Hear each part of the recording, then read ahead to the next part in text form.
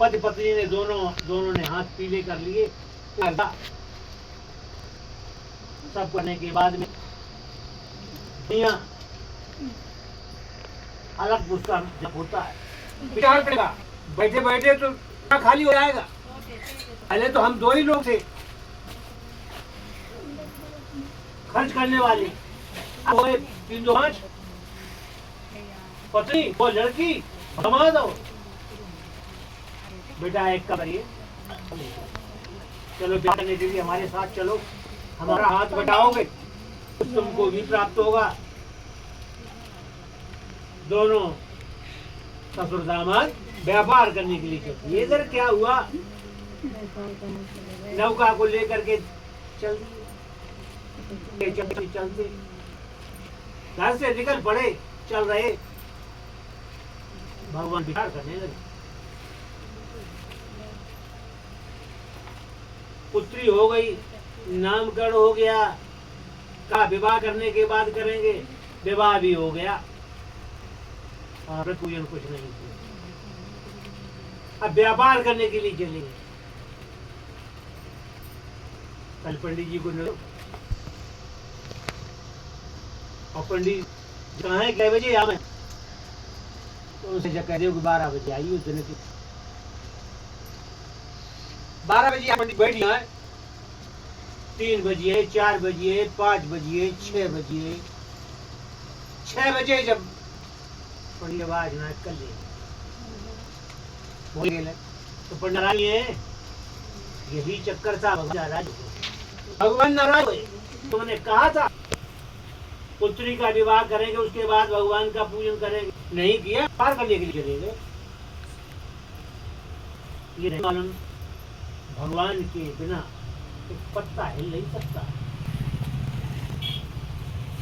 वो साधु बनिया रतनसार नगर में गए हनुमान धामा के साथ व्यापार करने के लिए, तो क्या हुआ वहां पर, भगवान ने प्रारंभ किया। वहां राजा उनका मुखे वो चंद के खाने का धन मायावी लोग, भगवान के भेजे हुए चोर डाल रहे धन को निकल लिया और ला करके वहां छोड़ा दामाद बैठे हुए। आई समझो तुम्हारे दरवाजे पे, तुम तो रात में द्वार बंद करके लेट गया था, वो द्वार को भैया अदा की नहीं क्यों सवेरे पूरे निकल पड़े। चोर तो भय जब आओगे तो उन साल वैश्यों के पास उन मायावी चोर सवेरे दूध पहुंच गए। उन सिपाहियों ने देखा कि आगे धन पड़ा हुआ, चोर समझ कर तुरंत ही पकड़ लिया। मारे खुशी के भागते हुए राजा के दरबार में जाकर कहने लगे, हे राजा, हम तो चोरों को पकड़ कर लाए, आपकी जैसी आज्ञा हो वैसा किया। राजा ने जैसे ही सुना तुरंत आदेश कर दिया, इनको कारागार में डाल। दोनों साधु वैश्यों को, ससुर दामाद को कारागार जेल खाने में डाल दिया गया। कोई भगवान की महिमा से उनकी किसी ने भी नहीं सुनी।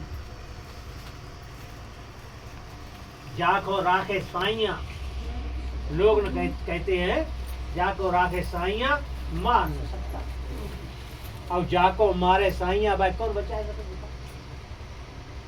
तो जेल खाने में डाल दिया गया, उनकी किसी ने भी नहीं सुनी।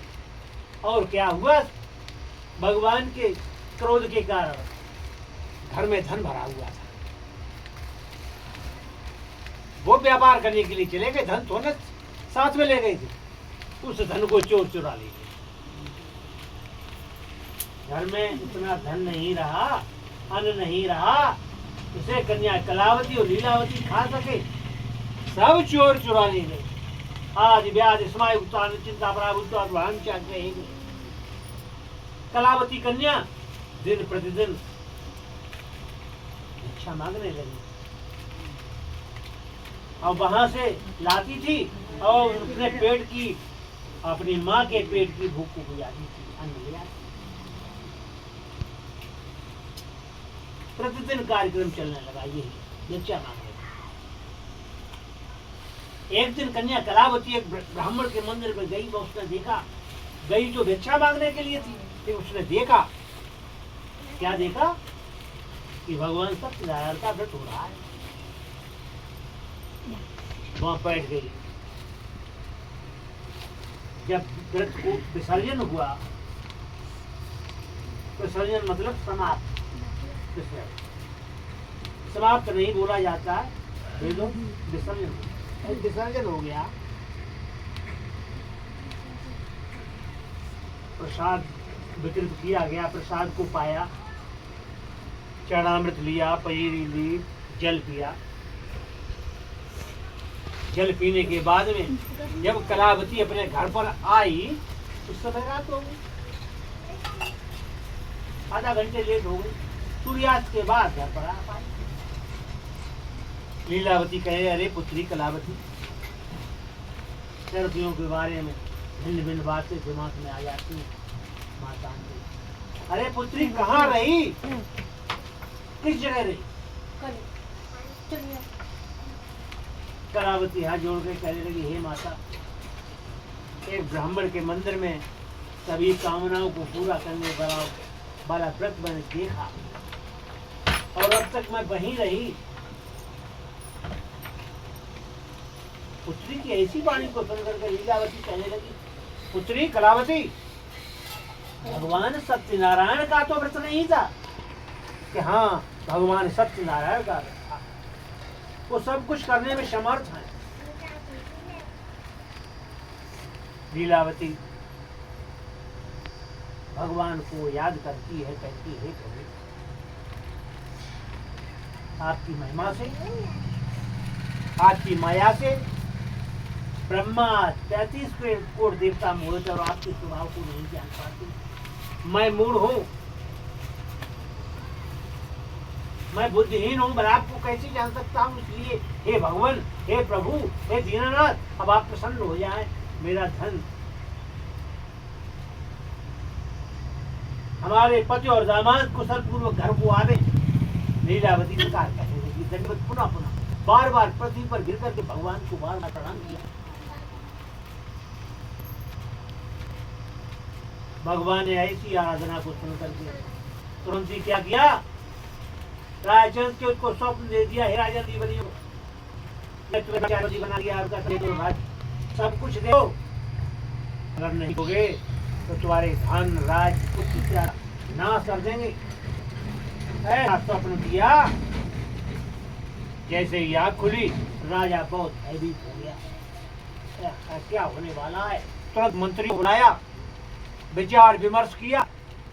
सभी मंत्री शीघ्र ही छोड़ देने की सलाह देने लगे। राजा की आज्ञा पा करके शीघ्र उन दोनों साधु बलियों को दिया गया। राजा के चाकर, राजा के सिपाही कारागार से निकाल करके दोनों को शुक्र दिया।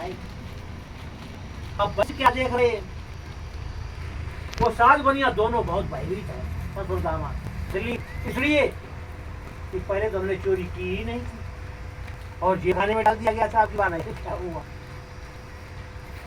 अब की बात है क्या हुआ, बहुत भयभीत थे। राजा के सामने जब पेश किया तो ज्यादा भयभीत हो गए। राजा कहने लगा, तुम्हारी पूर्व संस्कारों की वजह से तुमको ये दुख मिला है। अब कोई भय की बात नहीं है, कोई बात नहीं है। राजा ने की बेड़ी कटवा दी, काट में बेड़ी कटवा दी।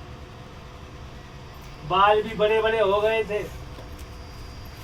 नाई बुलाया, हजामत उठा दी। राजा ने पहले धन दे दिया था, वो दूना करके दे दिया,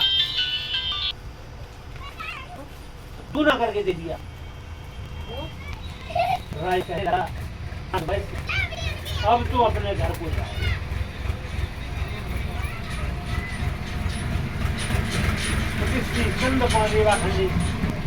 शक्ति नारायण की कथायां तृतीयो अध्याय पूर्ण सत्य भगवान की